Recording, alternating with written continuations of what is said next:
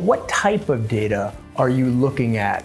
And how are you collecting it and how do you apply it? Yeah, good question. I mean, when we first began this process, my background, obviously I've got an odd accent from New Zealand. I worked in Europe for 20 years. So sports science in the Southern Hemisphere and in Europe is much more advanced. So 5 years ago, the general manager, John Schneider, and Pete Carroll, the head coach, decided that they wanted to invest in sports science. So Sam Ramsden was appointed the director of health and performance, and then his job has been then to evolve a sports science department.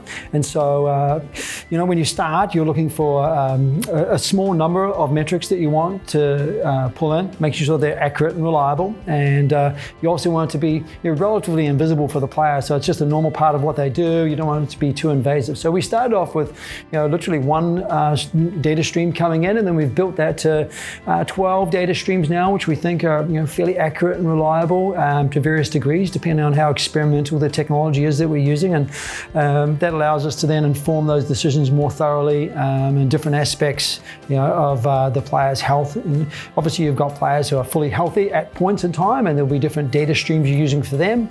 And then more specifically, when guys are injured and they have the tragedy of that, they're trying to get back on the field, and so then you use different metrics again to inform upon that. So, there's around 12 now that we would say is nice, solid, reliable, accurate data streams.